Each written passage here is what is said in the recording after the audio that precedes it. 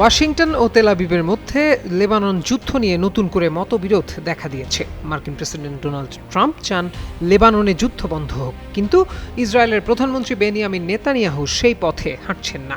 যুক্তরাষ্ট্র ও ইরানের মধ্যে হওয়া নতুন সমঝোতা স্মারকে লেবানন সহ সব ফ্রন্টে যুদ্ধ বন্ধের কথা বলা হয়েছে। তবে চুক্তির পরও ইসরায়েল লেবাননে হামলা চালিয়ে যাচ্ছে, এমনকি দেশটির দখল করা অঞ্চলও ছাড়তে রাজি নয়।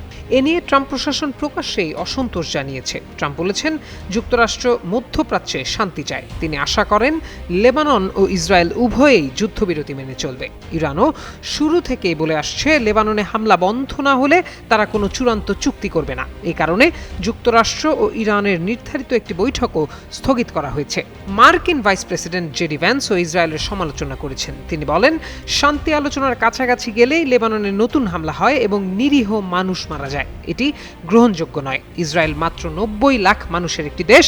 শুধু সামরিক শক্তি দিয়ে সব সমস্যার সমাধান করা সম্ভব নয় বলেও মন্তব্য করেন তিনি। এদিকে ইসরায়েলের প্রভাবশালী লবি সংগঠনগুলো ট্রাম্পের ইরান চুক্তির সমালোচনা করেছে। তাদের দাবি, এই চুক্তি ইসরায়েলের সামরিক পদক্ষেপের স্বাধীনতা সীমিত করবে।